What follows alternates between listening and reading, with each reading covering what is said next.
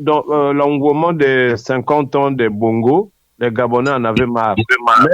Même s'il ne triche pas, il peut être élu parce que il a utilisé les choses que les Gabonais aimaient entendre. Il était plus proche des Gabonais.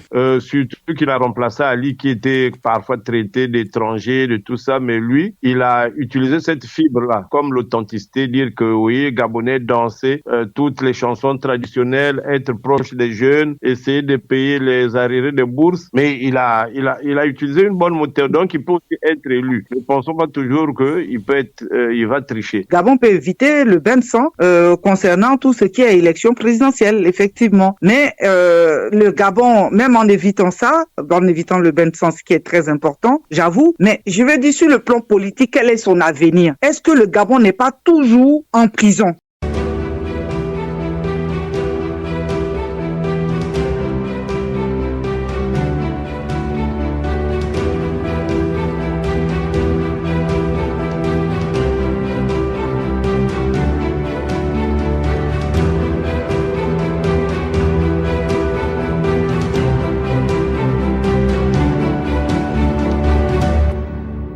Alors, on va parler du Gabon. Vous savez tous qu'il y a l'élection qui se passe le 12, qui est dans 2 jours.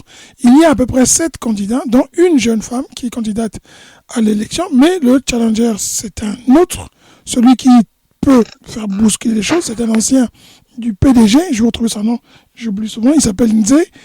Lui, il y va cash. Oligui est un fossoyeur.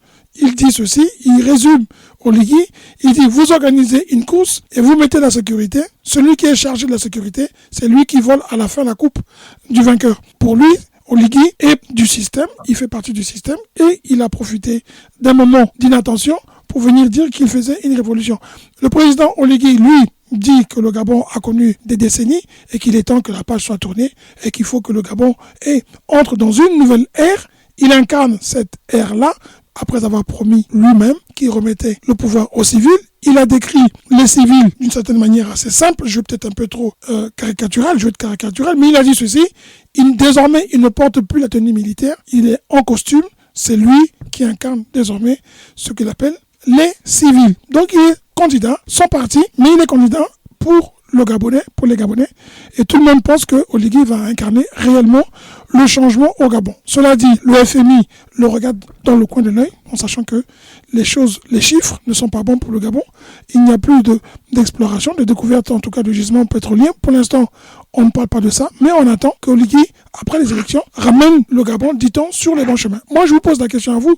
L'élection aura lieu le 12. Est-ce que pour vous, les dés sont déjà pipés? J'ai entendu déjà quelqu'un le dire. Je vais commencer par ceux qui pensent que le Gabon entre dans une nouvelle ère, ou plutôt, c'est une ère avec un AIR et non un ERE, monsieur Gaïno. Est-ce qu'on ouvre une nouvelle ère ou c'est un nouveau souffle qui souffle mais qui sera un mauvais vent pour le Gabon? On l'a vu, beaucoup de promesses pas tenues et une promesse qui déjà commence très mal, elle n'est pas tenue. Monsieur Gaïno? Non, c'est un petit vent qui a soufflé au même endroit. C'est pas des changements qu'on attend, pas grand-chose, parce que quand on voit un peu ce qui compose son équipe, ce sont les mêmes caciques qui reviennent. Mais à son actif, il faut dire que depuis qu'il a pris le pouvoir, c'est vrai, il y a eu peut-être au niveau de la gestion, il y a eu les dettes que le Gabon avait qui ont été payées, notamment au niveau des institutions internationales. Bon, il y a eu pas mal de choses qui ont été faites pour peu de temps, et là, les Gabonais espèrent beaucoup que lui, devenant président, il fera peut-être plus. Mais c'est un homme, si vous voulez, qui a des idées, qui peut faire. Mais ce que l'on craint, est-ce que les mêmes qui étaient au pouvoir, qui sont là autour de lui, est-ce qu'ils ne vont pas lui mettre des crocs à jambes? Est-ce qu'ils ne seront pas là pour essayer de tordre tout ce qu'il a envie de faire? Bon, mais j'ai envie de dire, il faut croire, il faut laisser faire. Mais d'autre part, toujours en ayant de la méfiance. Mais la méfiance vient de l'expérience, comme dirait monsieur Niambalade qui parle tout à l'heure. L'histoire, c'est le récit des événements passés et le peuple n'oublie pas le passé.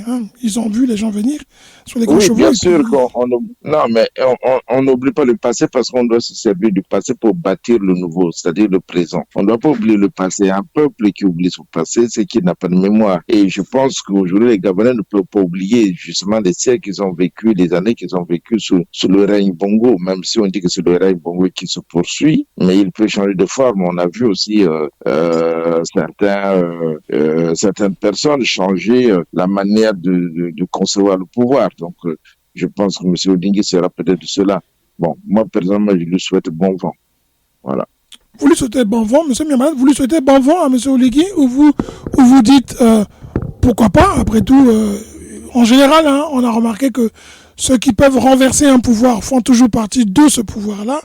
Difficilement, ça vient de l'extérieur du cercle du cercle du pouvoir immédiat.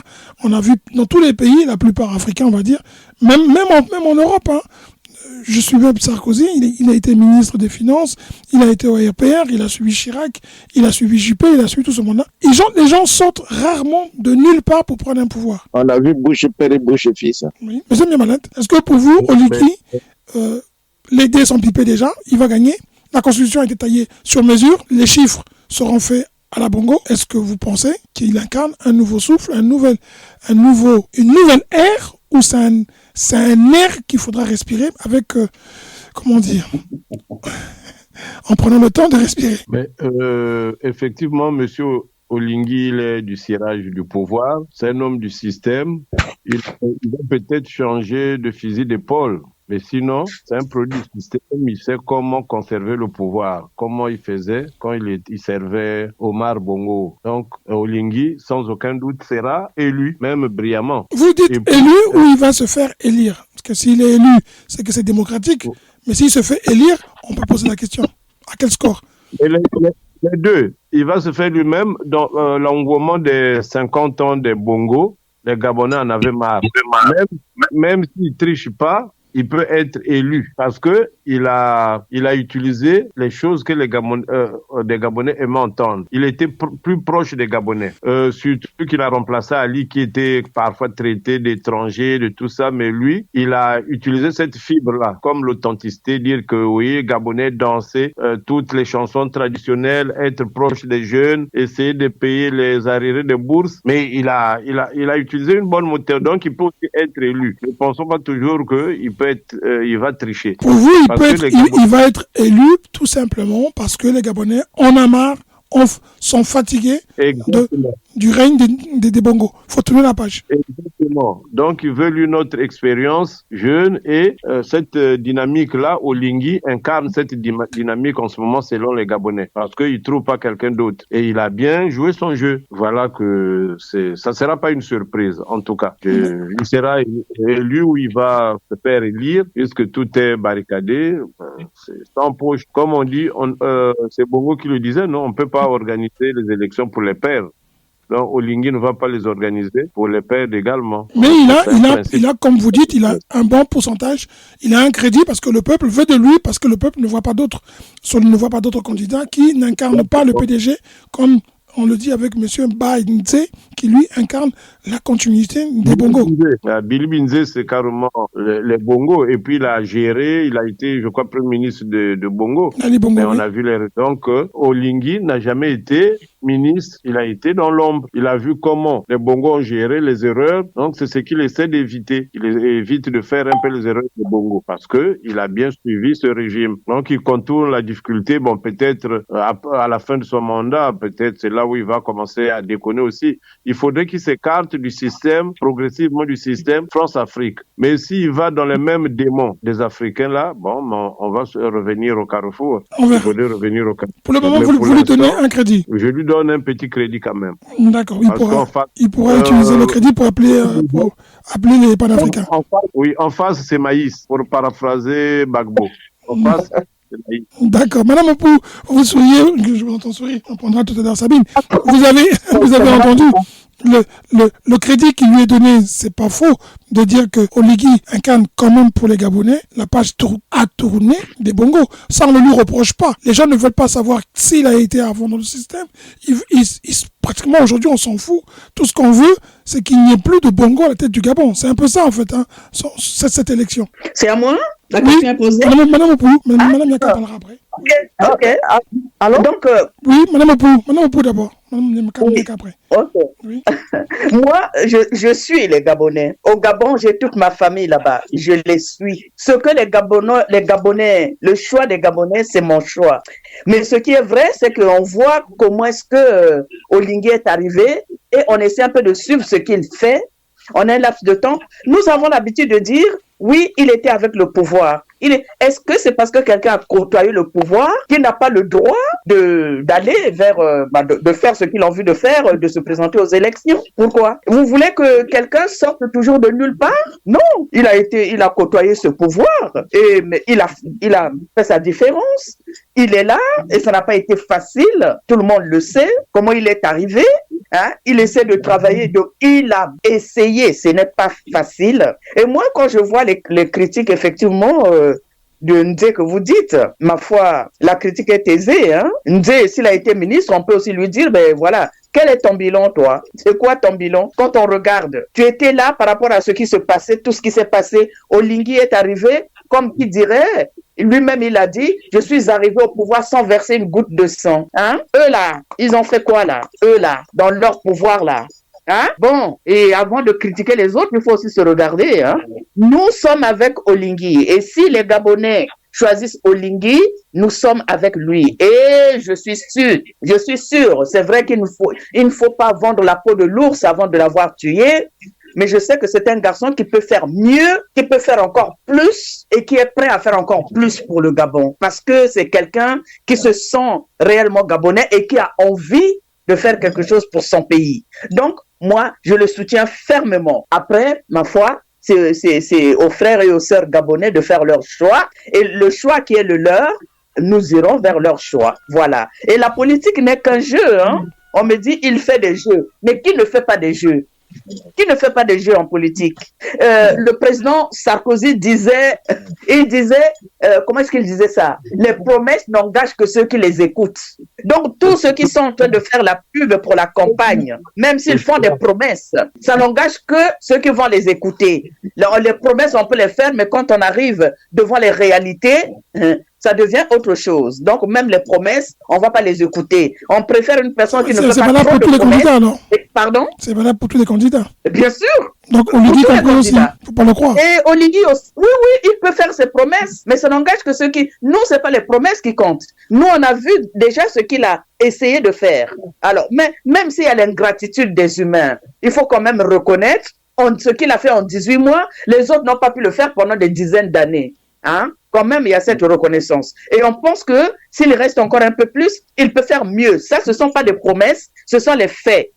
Hein? Mais pour le reste, tout le monde peut faire les promesses, ça n'engage que c'est leurs promesses.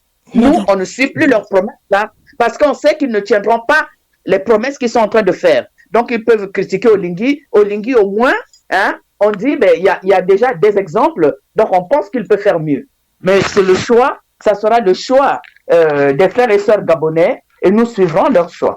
Voilà. Merci beaucoup. Madame Nyaka, je vous ai gardé à la fin parce que je voulais justement vous poser 2 questions particulières pour que les autres puissent répondre après. Vous avez cette particularité de pouvoir voir un peu tout ce qui se passe. Comme tous, on est des panafricains et vous êtes une panafricaine aussi. Le général Oligui a été général. Il dit, moi je n'ai plus la tenue, j'ai le costume. On a beaucoup de généraux en Afrique qui ont des costumes désormais. Que ce soit des panafricains ou non panafricains. Ils ont des costumes. Les jeunes qui sont arrivés au pouvoir dans la ES, on voit ce qu'ils font, comme dit Mme Opou, on voit ce qu'ils font en très peu de temps. Et on a vu ce qu'Oligui a pu faire. On lui laisse du crédit, comme dit M. Miamala. M. Ngoyeno dit, pour le moment, je ne peux rien dire. Pour ceux qui sont à l'extérieur, qui sont des critiques, comme dit M. Opou le dit, la critique est aisée, vous donnez du crédit au général Oligui ou vous suivez avec attention aussi ce que disent l'opposition, notamment son plus grand opposant aujourd'hui qui est, comment on dit, monsieur Mbala, c'est Bibabilé, Billy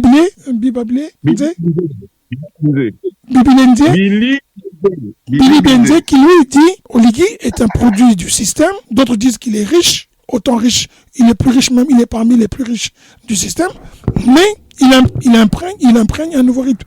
Est-ce qu'aujourd'hui le général Oligui est un panafricain, comme au sens où on le dit pour l'AES, ou est-ce que c'est un modéré et qui sait où mettre les pieds pour ne pas déranger la France-Afrique? Merci, M. Kiris. Bon, ma foi, en ce qui concerne la situation du politique du Gabon avec M. Clotaire Oligui, je pense que M. Oligui, il est déjà, j'aimerais, pour que quelqu'un même déjà fasse un bon mandat présidentiel, de la manière M. Oligui est venu au pouvoir, est-ce que les motivations, est-ce que les justificatifs qui l'ont ramené au pouvoir, est-ce que ça ne concerne pas les problèmes de famille? Il faut savoir que c'est l'oncle qui l'a déposé pour prendre le pouvoir et derrière, il a comme grande conseillère sa tante. Donc, on me dise que le clan, pour moi, c'est vraiment la continuité. Parce que quelqu'un, c'est pas parce qu'il n'a pas occupé un poste ministériel dans avec un parti au pouvoir qu'il n'a pas fait mieux. Ah là, il a été quand même le chef de la garde républicaine, hein. C'est le chef. Hein. Donc, il est du système. Donc, il fait partie. C'est-à-dire, il n'y a rien dont on peut accuser forcément le clan Bongo sans qu'il ne soit impacté parce qu'il était dedans. Mais il peut avoir été dedans et puis ne plus accepter ce qui s'y passe. Oui, mais l'avoir fait et ne plus l'accepter. Mais toujours est-il que il l'a fait parce qu'il n'aurait pas accepté. C'est pas une année que le clan Bongo a fait au pouvoir. Ils ont fait des années, des décennies au pouvoir. Depuis donc c'est pas voilà. Donc qu'ils disent non, trop c'est trop. Mais avant il en avait fait. Donc c'est pour dire que il est quand même il pourrait être passible des mêmes crimes qu'on peut reprocher au clan Bongo, d'une façon ou d'une autre. Et encore, est-ce que le gouvernement, toutes les personnes avec qui il travaille aujourd'hui, qui composent son gouvernement, est-ce que c'est toutes des têtes neuves? Est-ce que c'est pas des gens qui ont travaillé aussi avec le même clan Bongo? Donc, ça, c'est une question que je me pose. Maintenant, s'agissant de son travail, de lui accorder du crédit, personnellement, je n'ai pas vu sa position au niveau, même prenons sur le plan géostratégique, prenons sur le plan économique. La dernière fois, je l'ai entendu dans un discours me dire, dire au journaliste, le journaliste qui lui demandait, le Gabon a besoin sérieusement de partenaires pour pouvoir avancer, pour pouvoir exploiter au mieux ses richesses. Qui est votre partenaire aujourd'hui? Il dit, on travaille avec tout le monde et on n'a pas de partenaire. Moi, je prends tout le monde. Mais attends, dans ce monde-là où on a besoin des stratégies géopolitiques, toi, tu dis, tu travailles avec tout le monde. Tu travailles avec tout le monde. C'est pas tout le monde qui va venir exploiter le pétrole du Gabon s'il y a du pétrole. C'est pas tout le monde. Tu travailles avec qui? Il n'avait pas, même un plan géostratégique politique, il l'avait pas. Donc, moi, personnellement, je ne vois même pas en quoi je peux lui accorder du crédit. Qu'est-ce qu'il fera? C'est vrai, il n'a fait que 18 mois au pouvoir. C'est vrai qu'il est en train d'organiser les élections, mais pour moi, c'est le clan Bongo qui continue. Et puis, c'est surtout qu'il n'a aucun intérêt à perdre aujourd'hui ce pouvoir-là avant 10, 15, 20 ans. Parce qu'il a déposé l'oncle. Il y a des problèmes de famille qui vont se régler. Mais imaginez-vous que lui-même, il organise les élections et qu'il perd ces élections-là.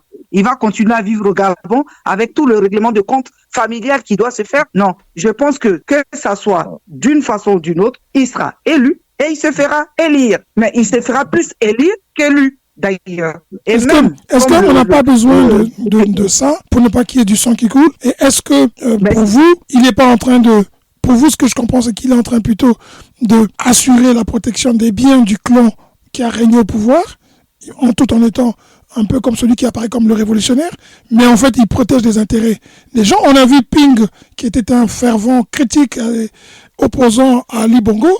On a vu Ping désormais aux côtés d'Oligui. Hein. Il a réussi à pouvoir le rejoindre. Est-ce que ce n'est pas aussi ça la transition nécessaire pour que le Gabon ne sombre pas dans les guerres qui peuvent coûter très cher à des gens? Écoutez, pour moi, enfin, c'est peut-être une solution. C'est peut-être une solution et c'est réellement peut-être en empruntant cette voie-là, cette démarche-là. Oui, effectivement, le Gabon peut éviter le bain de sang concernant tout ce qui est élection présidentielle, effectivement. Mais le Gabon, même en évitant ça, en évitant le bain de sang, ce qui est très important, j'avoue. Mais je veux dire sur le plan politique, quel est son avenir? Est-ce que le Gabon n'est pas toujours en prison? Est-ce que le Gabon n'est pas toujours sous cette même domination du sang Bongo? Parce que faut dire que ça soit Ali Bongo qui soit parti et que lui, c'est le sang Bongo qui est encore au pouvoir. Hein. Ça veut dire demain, si ça ne va pas, c'est même un Bongo qui risque de revenir au pouvoir. La preuve, Satan qui est caché dans le, comment il s'appelle là, dans l'ombre, qui joue sa conseillère, qui est sa conseillère.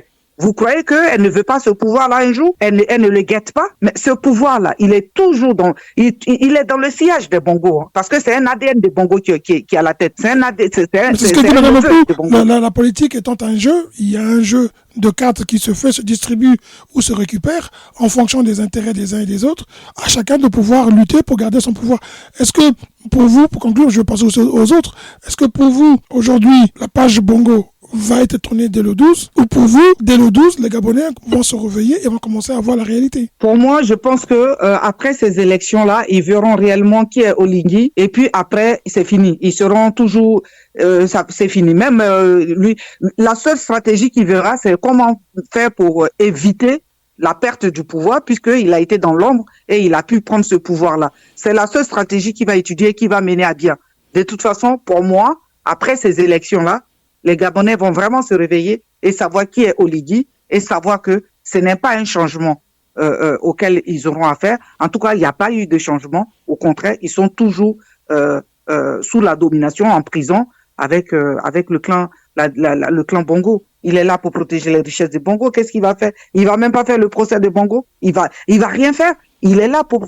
C'est tout. Moi, je pense que le 12, ça va être... Madame Opou, c'est bien malade, Madame Opou, monsieur Gaïno, c'est...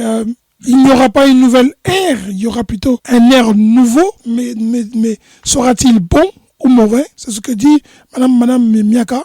Vous soutenez le contraire, tous les deux, vous êtes convaincus? Monsieur Miambalad a dit, on va lui donner un peu de crédit, comme ça il pourra appeler l'AES au secours si jamais il doit utiliser un opérateur économique, un opérateur téléphonique. Sérieusement, on a vu ce que font les militaires au pouvoir, on a vu leurs promesses, et on voit la différence. Pour beaucoup de gens, la France-Rique a encore de beaux jours au Gabon. Hein, Monsieur Miambalad, on peut le dire, ça. Moi, mon souhait est que le futur président, c'est Oligui, qu'il ne se comporte pas en dictateur comme les Bongo, qui ne garde pas le pouvoir à lui seul, pour chercher à le conserver ad vitam aeternam. Mais je pense que vu un peu ses prémices, il saura passer la main pour qu'au moins le pouvoir tourne. Même lui, mais ça ne pouvait pas être autrement. Bongo est resté 50 ans. Donc on ne pouvait prendre le pouvoir qu'un proche des Bongo. Quel que soit quoi, c'était le mouvement populaire de la révolution. Comment ils en ont plutôt le PDG. Le PDG, oui. Le Parti démocrate gabonais.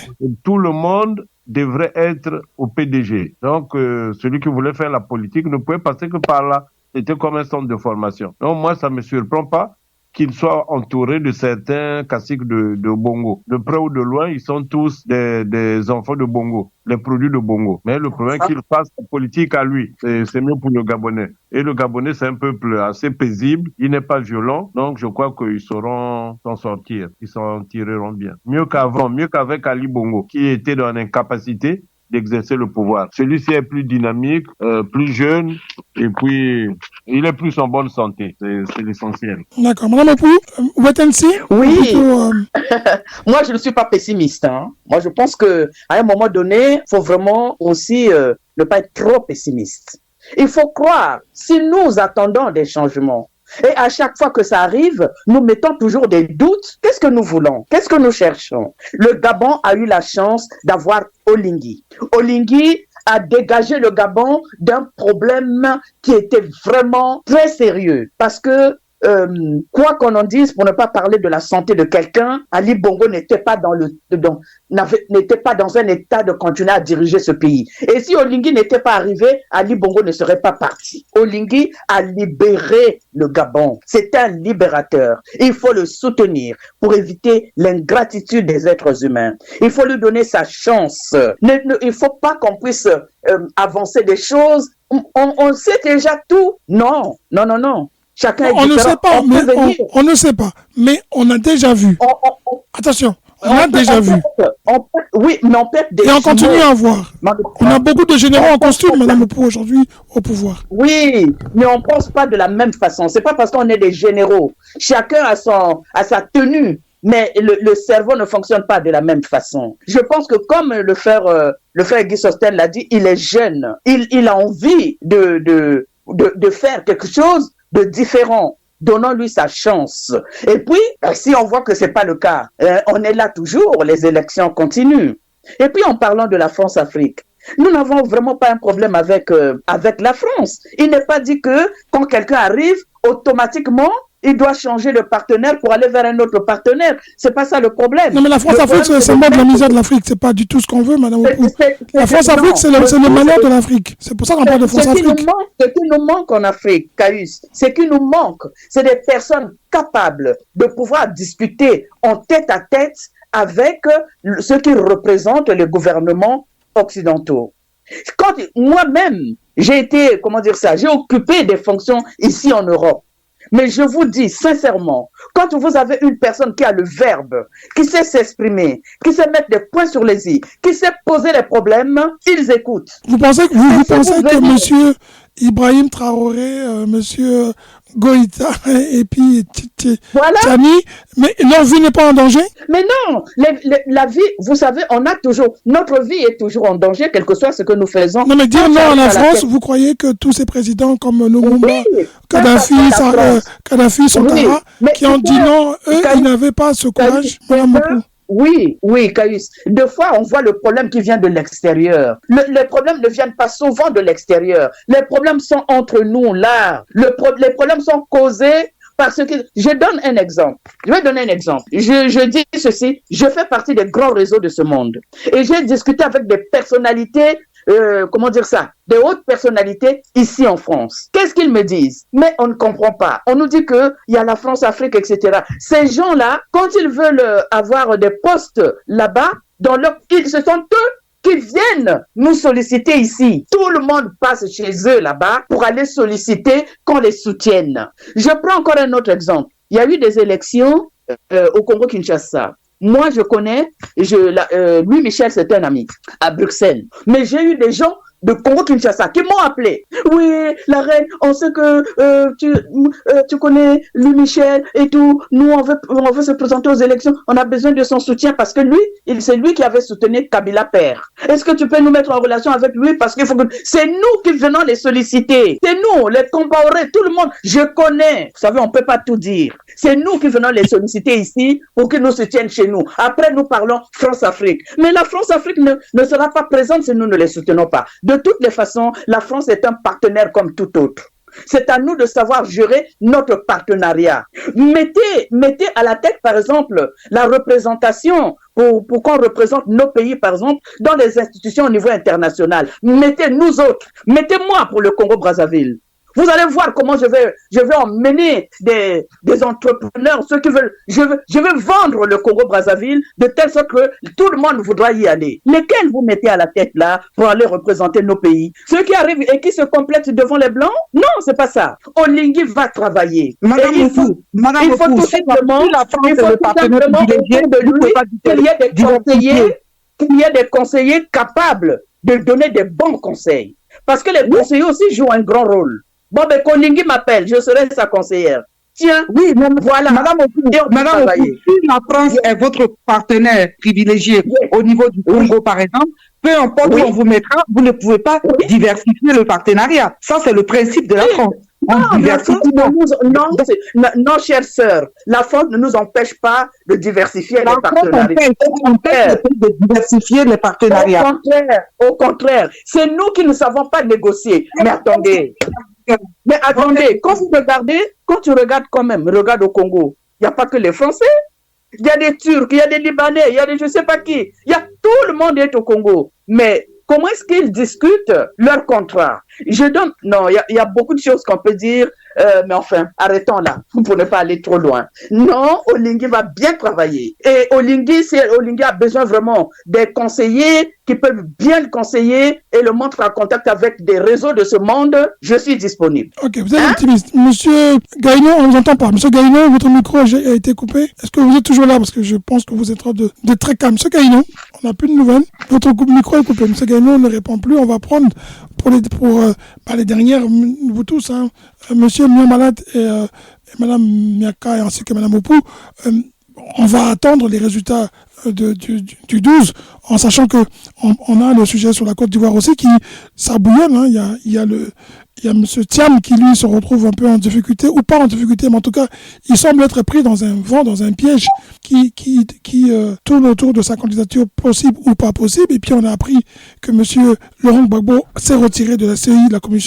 commission, je crois, indépendante. CEI, c'est la commission des élections indépendantes, hein, Madame Miaka. Hein.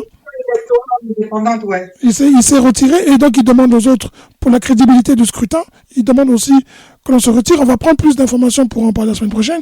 Mais l'Afrique, on parle beaucoup d'élections, on parle beaucoup de changements. Les leaders promettent beaucoup. Je ne suis pas de ceux qui croient qu'il faut promettre et sachant que c'est du mensonge. Je suis de ceux qui pensent que la parole donnée doit être respectée et qu'il faut que chacun de nous arrête de penser qu'on peut mentir tout le temps, mais le peuple ne va pas toujours accepter. Et c'est ce qui se passe aujourd'hui. Je pense que le général Oligui, on va lui donner du crédit, on va lui donner ce crédit, mais je préfère lui donner du 40% parce que en tant que militaire, c'était un fin tacticien et il a régné avec le régime Bongo. On verra hein, qu'il nous surprenne et qu'il nous emmène dans ce que personne ne pouvait imaginer, qu'il fasse du Gabon ce qu'il a promis. On verra. Moi, je vous laisse chacun de vous conclure parce qu'on arrive à la fin de cette émission. On a traité le sujet de l'actualité, on va traiter d'autres sujets. La France, l'Afrique, ça bouge. Le Congo, il y a des sujets au Congo dont il faut parler. On va aborder des sujets qui ne plaisent pas aux gens, je vous préviens d'avance, mais il faut en parler. Je suis de ceux qui pensent que quand on signe un contrat de travail, on le signe parce qu'on veut rendre service, on veut travailler, en échange, on est payé. Il semble-t-il qu'il y a des manières désormais pour obtenir ces contrats de travail qui commencent à coûter parfois la vie et le déshonneur de beaucoup de gens. On va en parler, c'est des tabous, mais il faut en parler. Et ceux qui sont victimes de ce genre de pratiques devraient pouvoir constituer des dossiers pour un jour peut-être poursuivre ces gens qui emmènent la pédocriminalité en Afrique et considèrent qu'ils sont dans une impunité totale. Mais pour l'instant, vous allez conclure. Concluons chacun. Vous concluez chacun à votre tour. On va commencer par Madame Miaka, Madame Opou et Monsieur Sosten Miambanat conclura en dernier. Madame Miaka, si vous aviez quelque chose que vous n'avez pas pu dire aujourd'hui ou que vous auriez aimé dire ou que plutôt vous voudrez ajouter, vous avez là, je vous donne à peu près 1 minute et demie pour conclure. Merci beaucoup. Écoutez, si je peux conclure quelque chose que je n'ai pas pu dire, que je veux dire, c'est demander au peuple, à tous les peuples, en particulier au peuple africain, d'être exigeants avec eux-mêmes, d'être exigeants sur leur avenir, d'être exigeants sur ce qui leur appartient. L'Afrique n'est pas pauvre. L'Afrique est le berceau de l'humanité. Il est impossible que ça soit l'Afrique qu'on apporte, alors que c'est nous qui devions apporter. Changeons le visage de l'Afrique, changeons notre histoire, changeons des mentalités, soyons exigeants, même avec nos dirigeants. S'il y a un dirigeant qui ne nous convient pas, qui va en contre-courant des intérêts du peuple, on a le droit de manifester, on a le droit de dénoncer. J'ai besoin de dire à tous les peuples, notamment les peuples africains, d'être exigeants. Notre terre, Afrique, elle est sacrée. Il faudrait qu'on apprenne à plus la sacraliser. Moi, je suis africaine. Toute cause qui est en lien avec tous les pays africains, je suis partante pour pouvoir militer, pour en parler, pour conseiller, pour débattre. Vraiment, je salue tous les vrais Africains. Je salue notamment les sympathisants, tous ceux qui écoutent la radio Bakambi, qui nous écoutent. Je salue tout le monde et je dis vraiment à bientôt. Merci beaucoup. Madame Opou. Oui, moi je soutiens le président Macron dans vraiment sa décision de pouvoir soutenir la mise en place de l'État palestinien. Les souffrances, ça en fait trop. J'ai toujours mis l'accent là-dessus. Les vies humaines sont sacrées. Il faut qu'on arrête ça, que les Palestiniens aient leur État pour que les enfants, les générations futures puissent vivre en paix. La même chose, je soutiens le président Tshisekedi et vraiment je sollicite mes frères et sœurs du Congo, de la République démocratique du Congo, de soutenir le président Tshisekedi dans ses efforts. Ce n'est pas facile. Ce monsieur, au fait, a hérité d'une situation très, très difficile. Quand on regarde comment est-ce que, même dans l'armée, il est trahi de partout, ce n'est pas facile. Ce n'est pas facile. C'est une situation qui a été léguée depuis Kabila père. L'infiltration, c'est très, très difficile. Je pense que les choses vont dans le bon sens. Et j'espère que dans toutes les démarches qu'il est en train d'entreprendre, j'espère que le Tout-Puissant lui donnera la force de pouvoir aller jusqu'au bout et sauver le Congo, la RDC, qui est notre pays, pour que ce pays ne soit pas balkanisé. Hein.